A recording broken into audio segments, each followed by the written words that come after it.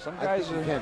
Maybe, obviously as he progresses, he's going to have to train harder and longer. And then the weight should just drop off. Right, yeah. And that was a left hand. Well, I guess Jerry Lee Simpson to the canvas, looking more like Jerry Lee Lewis. Yeah, that's over. This fight is done.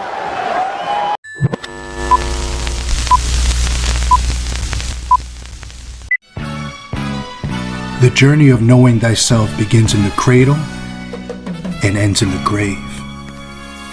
One way to capture those moments of ourself can be found in the shelf. Shelves have been around since the creation of ancient scrolls. My name is Dr. Walter Hidalgo, and I'm a father, teacher, world traveler, and coach. Join me as we explore together the stories of our shelves. This is Know Thyself. watch this.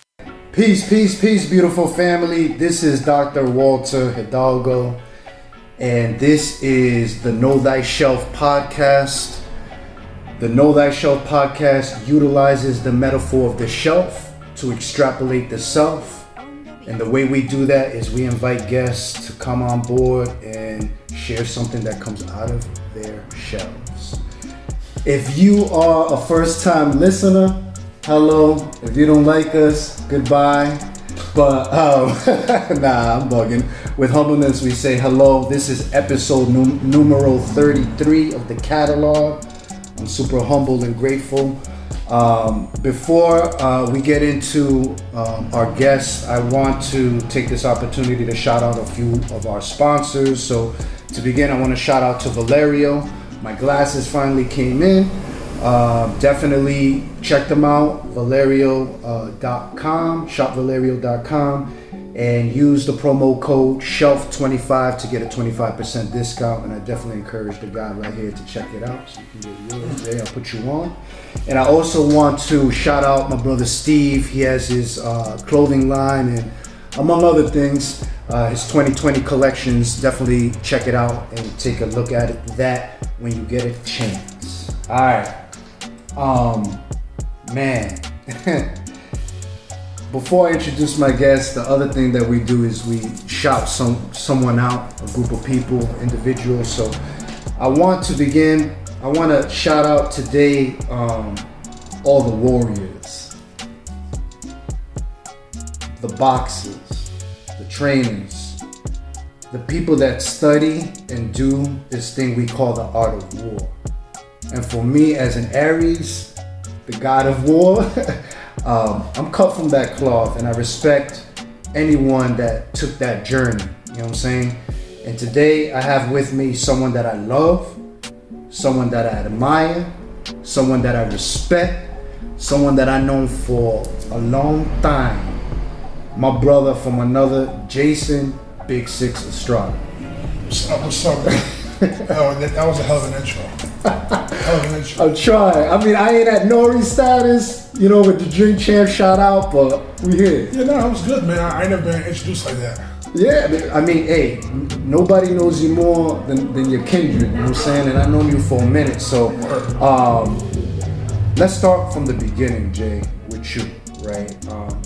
I've known you since high school. Yep. Yeah, we had a couple pictures from was that Winter Ball? Yeah, I think it was the Palm or something like that. That joint on. Yo, stay flash. See, the thing I know about Jay is flashy, funny, and the other word I won't use that he can do to somebody. You heard the other F. Yeah. But I've known Jay since high school, so I've known Jay since like 14, 15 years. So this is my brother. This is family.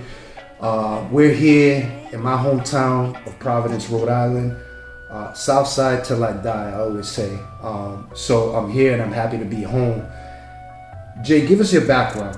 I know about you, but for our listeners, just give us, I always tell people, we were to jump back to Bill and Ted's Excellent Adventures and jump on that ride and go back to a younger Jay. What would we see? What would we hear? Etc.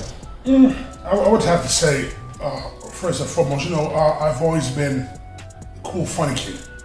I can most definitely get wild, and if situation arose where somebody wanted an issue, there was no problem for me to pop off.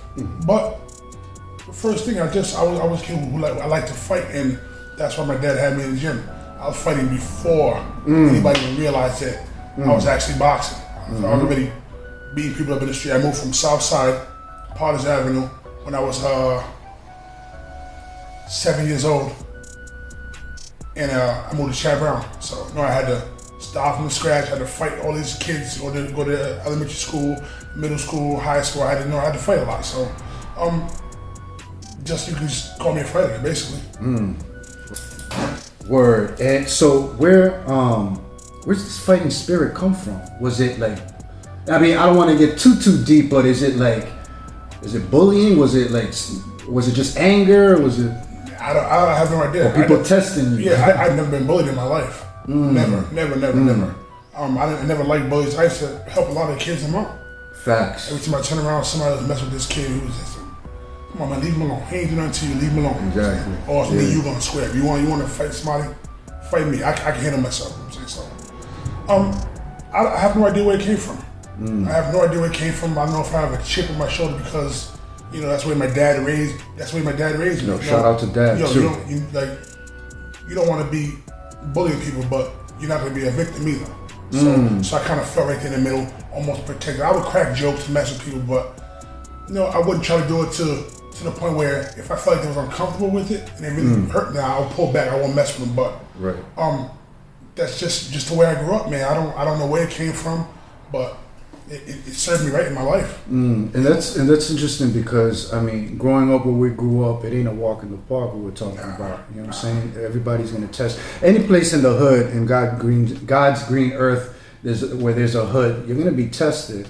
And that's part of the reason why I took that journey too. I didn't tell too many people. I started taking martial arts when I was 7 years old. You know what I'm saying? And I got my butt beat up, and I've done some beating up myself.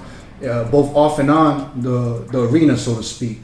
But one thing that two things martial arts taught me, I always tell people, it taught me that there's something much more bigger than myself, and humility. You know what I'm saying? Because I respect, it don't matter if you're 7'7" or 3'7". If you got that heart and will, and when it's showtime, that's when, actions speak louder than your words. And I'd seen that reflected off of you. You know what I'm saying? I consider you like a humble giant. You know what I'm saying? Let's talk boxing. Give us your resume, because for those that don't know, been living under a rock, I'm sitting here with a legend. You know what I'm saying? And I think it's important that we recognize that, acknowledge that. You are Providence hero, champ. You know what I'm saying? Give us your resume from Genesis till now of, your boxing career. Where'd you start? All that stuff. I started my first fight in 1986. What? You were like 4 or 5? No, 6. Yeah, so 6. Snap. Yeah. I actually turned 6 that day. The day I fought. Wow. I lost my first fight, but that's because I like the rest of my career, I never said, I don't want to fight this guy because of this. I don't want to fight that guy because of that. The kid I fought, I was 6. He was probably like 8. Or about to turn 8. There's still a big difference there. He had a couple more fights than me. I had none. So we fought, and that was it. I didn't get beat up and nothing like that. I just lost. I ended up getting them back later on in life. I got older, but from there, it was all a nice ride, because at that first loss of that feeling I had, I never really wanted to feel it again. So I never really felt it that many times after that. I went on a roll. I'm not sure what the roll was, but my amateur record on record is like 284-14. Whoa. That's an amateur record. And as a pro, I was say that again? 21-6. As an amateur, 284-14. Stupid. So I didn't lose much, especially in the amateur. After I learned, I learned everything, and I paid attention. Like, unlike a lot of guys my age at that time, I would sit at fights. When we go to a national tournament, people would say, I'm tired, I'm going home, go rest, I got to fight tomorrow. Me, I would stay there and watch judges, watch the different rings. At that high level, there's four rings going on at the same time. It have this weight in this ring, this weight in that ring. But I would look at the judges and see what judges, how they judge, how they score this, how they score that, just so I can learn okay, if these are judges, my judges right here, they most all the same. They like to see you fight this way, they like to see you fight that way. I would do that. I would watch fighters. They could be my weight or they could be smaller. I would watch just to see what they're doing to get their wins and just study them and build off that. But a lot of guys didn't think like that. You were like, so you weren't just doing the physical. You were studying the technicalities of it. Had to, cause it makes it a lot easier, especially how I was doing my thing as an amateur, as a junior. I won the Junior Olympics. 2 years in a row. Then I turned open class. So basically, I had a bullseye on my back from being a young kid. Now you're fighting adults, and the adults like, oh, I'm this young kid. I'm hurting. He's not getting there with me. So I brought that same hunger to the open class, and it was different. I had to start from the bottom again. I lost a couple fights, and then I took over. I didn't lose from 2001 till the 2004 Olympics. I lost in Olympics. Right. I didn't lose other than that. Everything else I won. So long streak, big stuff. Not when I say fights, it don't mean like in the pros. It's one match. You probably won't fight again for 6 months, 4 months. Right. These is you fight 5 times in a week. You know, you're fighting. Oh. Yeah, national tournament, you fight every day. Yeah. If you get a bye, you're lucky. You're great to have a bye. You fight. So it wasn't like I was fighting once and then I was fighting every day, and I'm winning every day. I learned how to do my battle, how to build on my battle from the first day. So I still have the snap, the pop, and the legs for the last day. I just go out there and they're getting beat up. They're all bruised up. I try to make my joints easy as possible. So that finals, I got everything. I can call out. It's bugged out because I can imagine the toll it took on your body. Though you gotta be in.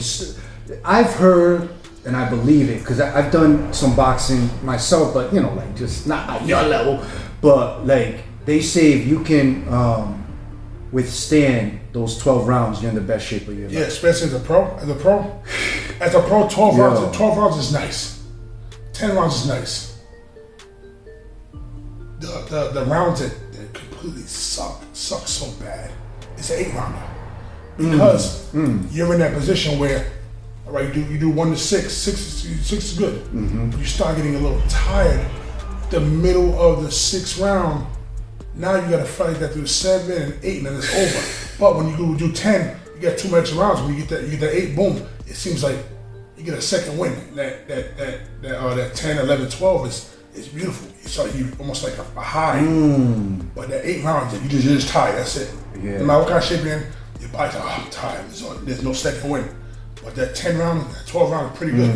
Especially when you're in shape for it, you're confident, you're all right. If you're not confident, you're holding back, you're worried, you're getting anxious, you're nervous. So that takes a toll on you too. That's a fact. And it's crazy because I'm thinking about like, you know, growing up in the hood, right? We see people get into fights and all that. And if you ever got into a fight, that gets tiring after a while. Yeah. Depending on how you're scrapping or whatever. So it's like you have to be the level of breath, technique, calmness. You know what I'm saying? That's why, for me, I admire the warrior because the warrior knows how to use all his surroundings, his or her surroundings. You know what I'm saying? Knows the opponent, knows, you know, the external factors and how to move and bob. Like, there's a science to this stuff. In a street fight, they don't be lasting 3 minutes. Fast. Before somebody breaks it up, somebody gets beat down. Exactly. Like maybe at the most, you might get a full minute of just scrapping and slapping and wrestling. Right. But to do that 3 minutes, like just picture like holding your breath for 3 minutes. It's very difficult. It's a fact. It's very difficult. You tell somebody, oh, hold your breath for 3 minutes. They say, 3 minutes not long. Hold your breath for 3 minutes. It's like a lifetime. And if you're hurt or you're in trouble, it's frightening. It's frightening because one of my fights when I lost, right? Circumstances were just a raggedy training camp, raggedy promotion. And I go in there, I fight a guy who's undefeated. He's okay. I didn't think he was really good, but I wasn't sharp at all. Training camp was terrible. So I go in there, I'm handling him. I go to make a move. he throws like a wild right hand, and he don't hit me in the face, but he catches me like in the back of the head. Oh. And my vision went like this. Oh. But the mindset, I'm trained for this type of situation if it ever happen. So the mindset I do, find the ropes, leave the ropes. As soon as he comes for you, throw them low blows. So that's what I did. Bang, bang, 2 low blows. Ref comes in there, gives me a warning, gives him a second, he comes back at me, I'm still feeling it. I throw 2 more low blows. Ref gives him his time, takes the point off me, but now my mind's clear, now I can box my way out that mess. That's part of knowing the situation, no matter what's going on, you know the situation.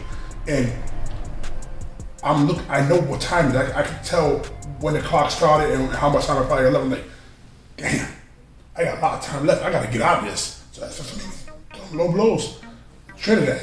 That's where I got it from. Oh, that's crazy. Wow. See, yo, you're like mind stimulating me right now. No homo, right? Like, I didn't mean to say that, but you get where I'm going. Pause with that, but it's like, because I remember when training and just thinking about, like, there's so many factors. It's not a physical thing.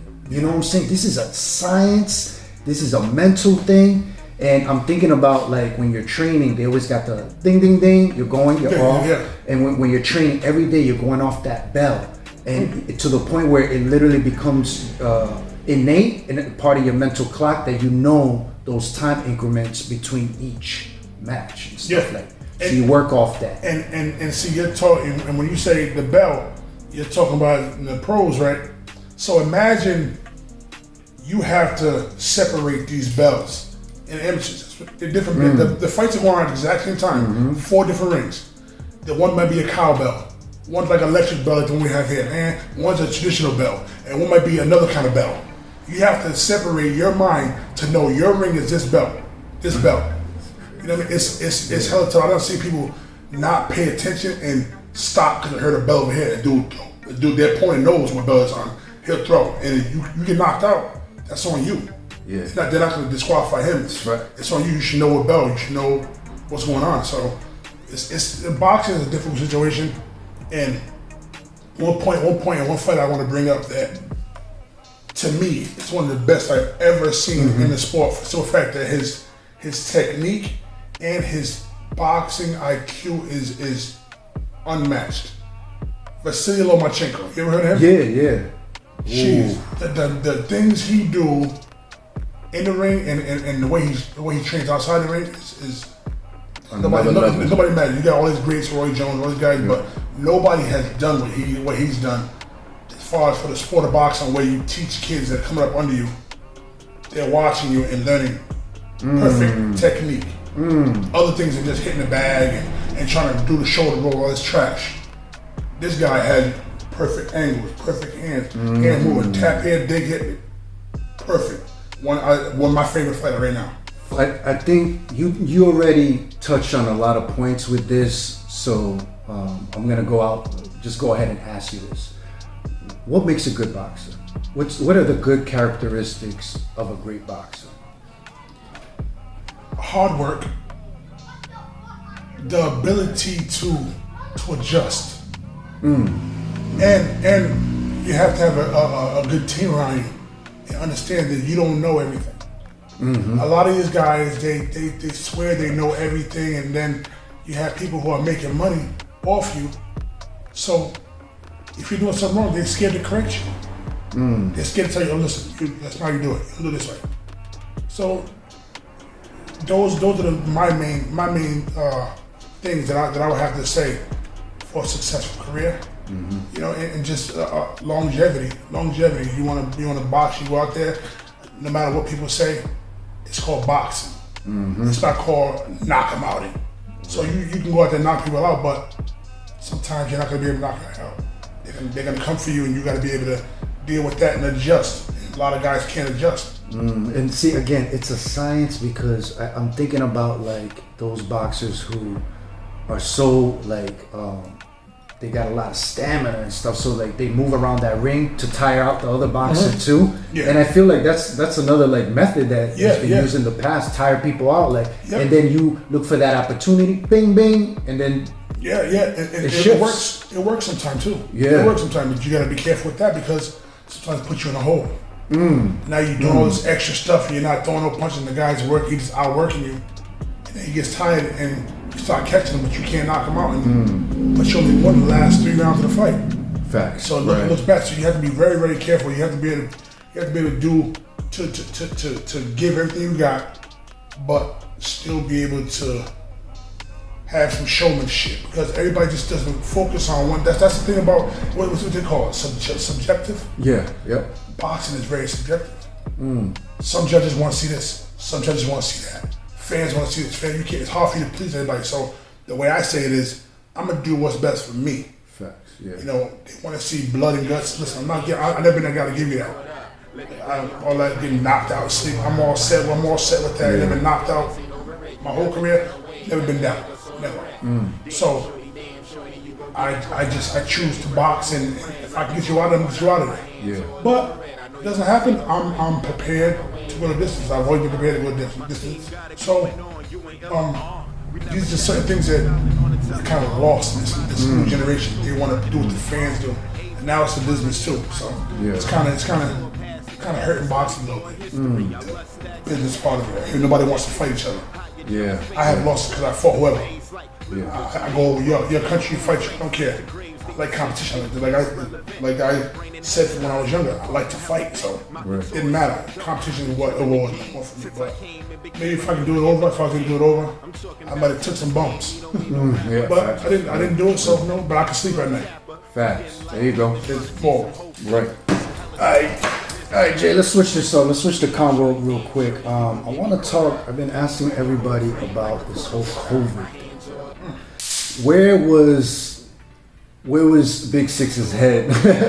Where was your head at? Because, you know, we're talking about boxing as a mental thing. Where was your mentals at during this whole situation that we're still somewhat in, you know? I just weirded out. Like it seems like every time election year comes around, something's popping off. The SARS, the Ebola, the Zika virus. There's always something. So I'm real skeptical. Yeah, I know it's real, but I'm not sure if it's as real as it's being portrayed. Yeah, people are dying. Of course, people are dying. But I don't know anybody. I don't know not one person has died from it. They say was healthy. Somebody like myself. I have no high blood pressure, no high cholesterol, no diabetes. I get my work. You know, I don't lost good weight because I got fat. Straight up shit. I got fat because, you know, I worry about my fiance and my new baby, and just trying to make sure she gets time to see the baby because the baby's with me in the gym. My baby comes here while I'm working out. So I let myself go, but the positive thing for me, what I want to do was give me space and time to focus on me. So while everybody was hiding, I was coming in the back door, me and Pops, getting out working. And I was up to 295, 296, right? 295, 296. Chunky, you know, big up top, but no belly coming out. I'm down to 264 now. Wow. I'm saying healthy. Time. And I didn't have no problems then as far as health. Yeah. So right now I'm feeling great. Yeah. I'm chasing my daughter around. I'm comfortable where I'm at. I don't want to lose no more. You know, big dudes. Yeah. Big dudes with beard, man, baby. So I'm comfortable. And but this whole COVID thing, man, it can be scary. Yeah. I worry about the elders. Yeah. And I worry about the elders. That's what I think I worry about.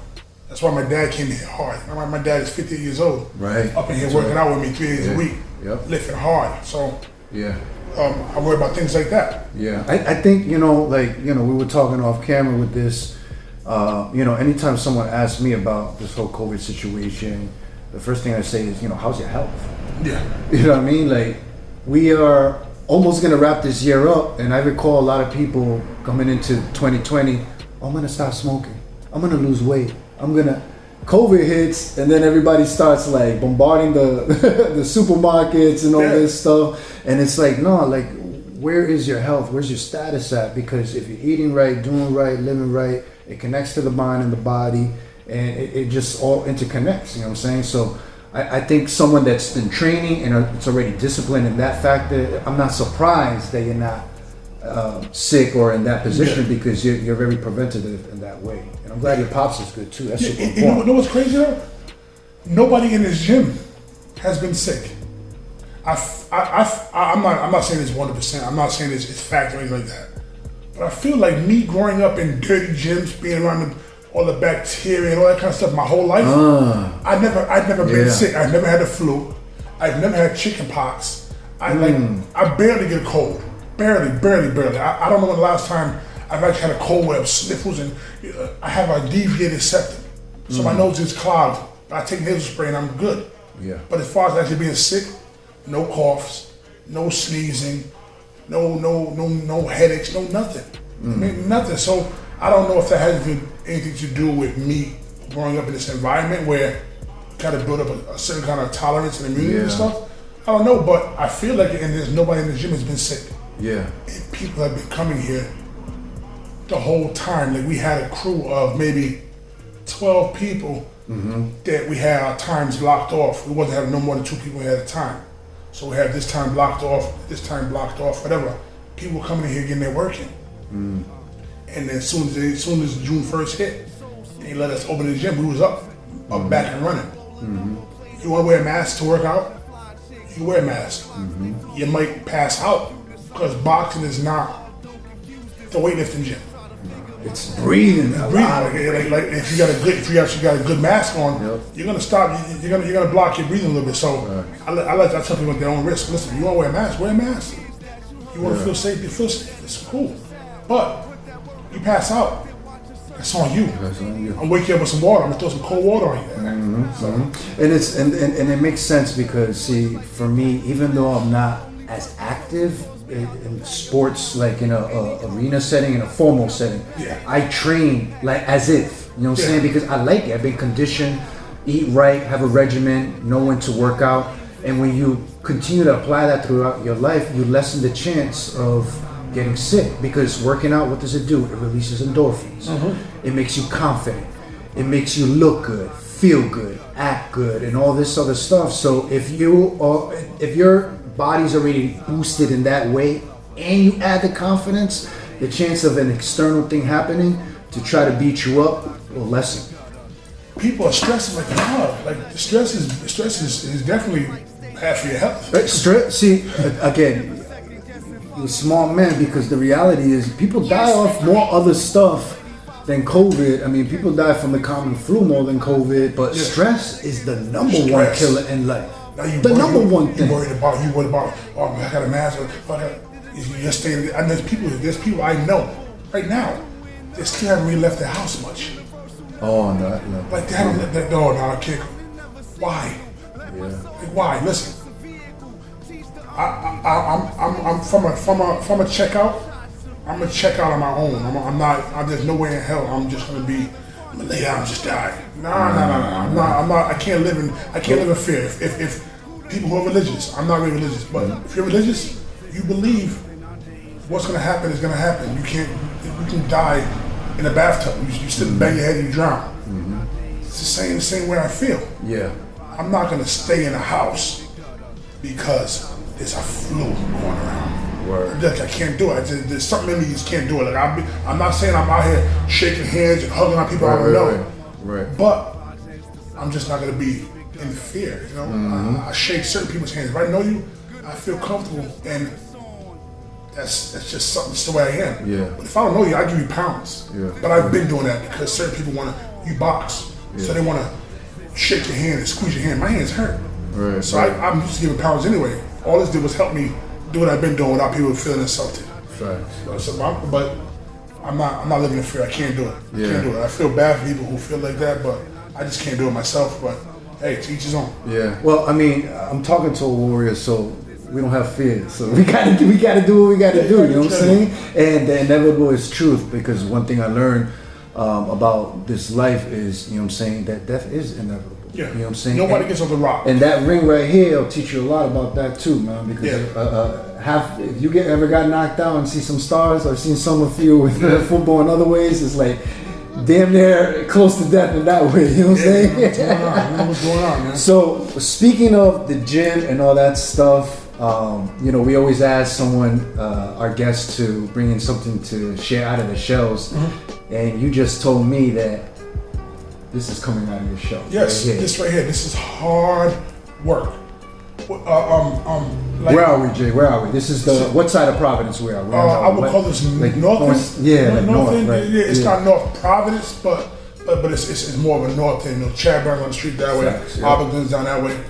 But this place has, like when you say sweat and tears, blood, sweat. This literally, I was fighting because I needed a place. So I started off at Manfredo's gym. Anybody knows Peter Manfredo? Shout out to Peter, yo. Another Pete alright legend. That's my dog. Pete was my dog, right? But we had got into it with Peter Senior at the time, so we ended up leaving that gym. We bounced around for a while, and then we ended up having the first Big Six was in Davy Lopes. Okay. Davy Lopes Recreation Center in the back. We set it up real nice. We had a falling out with him, with George Lindsay.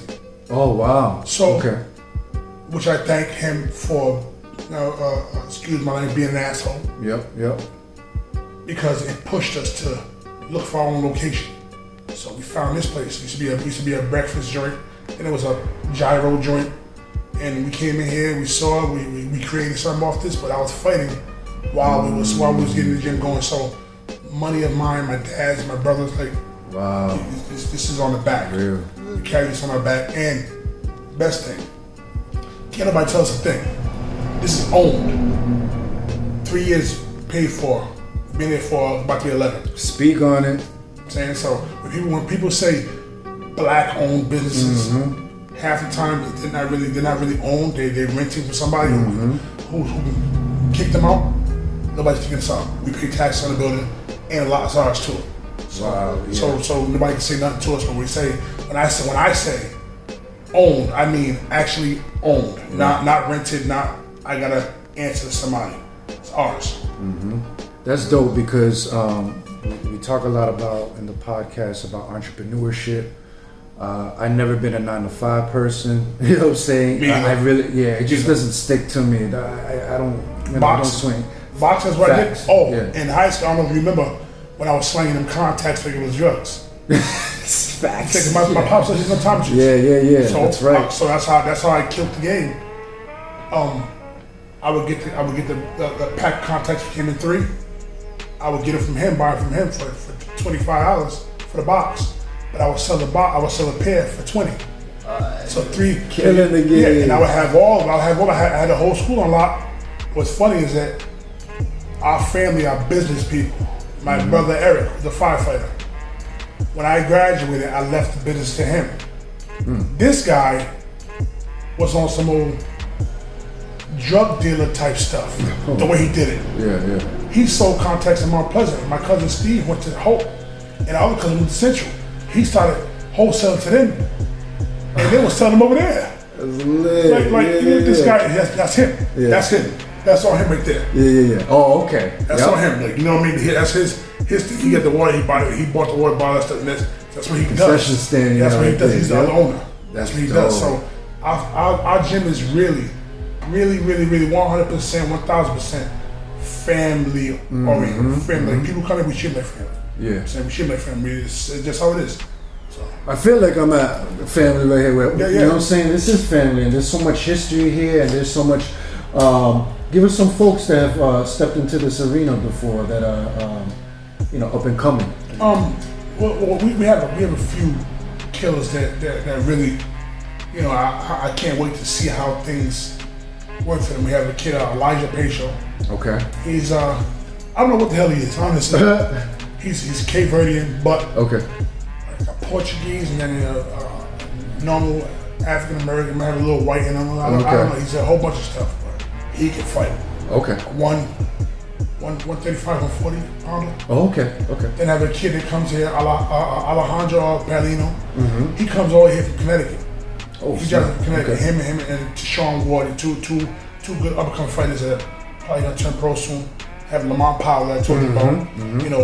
Lamont has championship world title prospect all over him if he can stay focused and stay away from any kind of issues.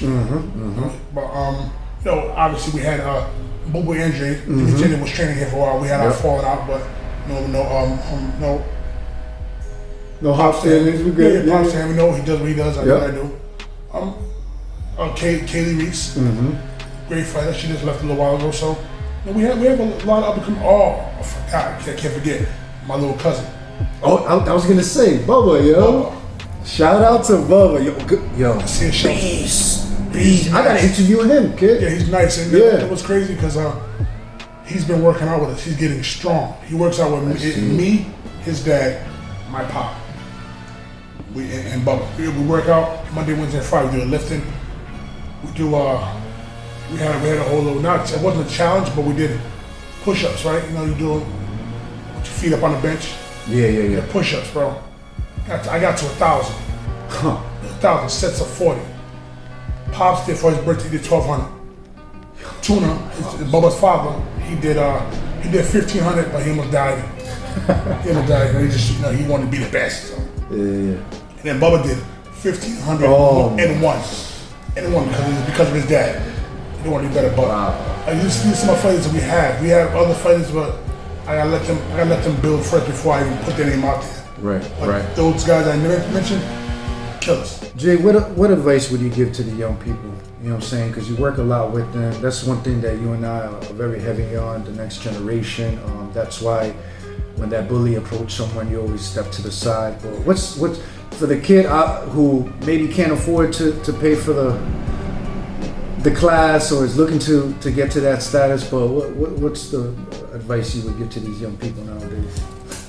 In life in general, I would say just make better decisions. And what I hate about today's society, nobody wants to take responsibility for their actions. They always want to blame on this person, that person. I've always been taught, take responsibility for what you do. You had a choice to make this decision or that decision. I'm in the streets, all in the streets. I was always in the streets. Live breaking project, dead smack. Dudes get shot, dudes selling drugs, all the gangsters, everybody hang out there. I have friends that died, friends that are in jail. But I've always stayed on that course because my mom told me, hey, listen, you gotta do this. You gotta stay on this. So I made the decision and I made the choice to stay on that path that was chosen for me and not try to be the big tough guy and go, oh no, I want to go out and do this because he got this and he got that. So the biggest thing for me, take responsibility for yourself and just try to make better choices. Don't be a follower, be the leader. Nobody wants to be a leader anymore. Everybody wants to follow. They want to dress the same. They want to talk the same. You know, even the rap game, they want to rap the same. They all rap. Yeah, people from Rhode Island or New York rapping like dudes from down south. Facts. Be yourself. So it doesn't make any sense to me. But hey, listen, if you want to do that, knock yourself out. That's not for me. Let you guys do what you do. I do what I do. Pun intended. Knock yourself out. Yeah, definitely. As Barrington Levy said, teach the youth, and that's one thing that we'll continue to do because, you know, especially now and COVID and people losing jobs and looking for outlets. I mean, we've seen a surge of domestic violence during this era, you know what I'm saying? There's a lot of like lack of self-love and self-discipline. And that's the one thing that I took out of training and doing what we do, is that it focused me. You know what I'm saying? Like you get this tunnel vision, like you know what's worth it and what's not. Yeah. You know what I'm saying? Just like a swing, you know which one's worth it and which one's not. You know what I mean? Absolutely. That all this combat does teach you that. Sometimes where if you didn't know how to handle yourself, you're quick to pop off just to prove to people you can handle yourself. But when you know, you're like, dude, I'll smash on you. You know? Word. So just go about your business. So I'm glad boxing has taught me that. Definitely taught me that. Jay, if people want to come and train and do all that stuff here, what's your contact information and all that stuff? Anybody know me, they can hit me up on Facebook, Jason Big Six Estrada. Easy as that. Instagram, Jason _Big Six _Estrada. And or you can just basically call the gym. You put our name, Big Six Boxing Academy, in Google, you pop up first. Pop up first, and know, it's crazy, you know, the kind of views we're getting. Actually, I had no clue. On my pops brought it to my attention. Listen, look, we had 1,200 people check this in 2 days. Hell, Yeah. So I'm wondering. I was wondering why I ain't putting nothing up crazy. So it has to connect as far as people looking at my stuff. Unless my page connects to the Big Six name. As far as in gym, I don't know, but hey, more power to us. We're grinding. We care about the kids. We care about actually fighting in itself. It's not just business. Like, people who come here are like family. Half the people are actually family. And if you come here and we're cool like that, you end up becoming family. You know, anything we can do for you to help. That's right. You know, what we do. You know, our reach is long. Word. My brother's a police officer. Other one's a firefighter. Other one works in the postal service. My pop's an optometrist. You know, we have lawyer friends that were judges. You know, we have connections everywhere. So, you know, if we can help somebody, we help. Word. Jay, I love you, King. I'm proud of you, my dude. This is so dope. And as we always do in the Know Thy Show podcast, we end with a quote, and I think this will speak to you, us. All right. I didn't write the name of the person who said the quote, so my bad in advance. And the quote reads as such, though. Nobody is born a warrior. You choose to be one when you refuse to stay seated. You choose to be one when you refuse to back down. You choose to be one when you stand up after getting knocked down. You choose to be one because if not you, then who? Peace, family. And that's a wrap, Jay. That's a good joke. Good joke. Like that? Yeah, that might be one of your best ones, son.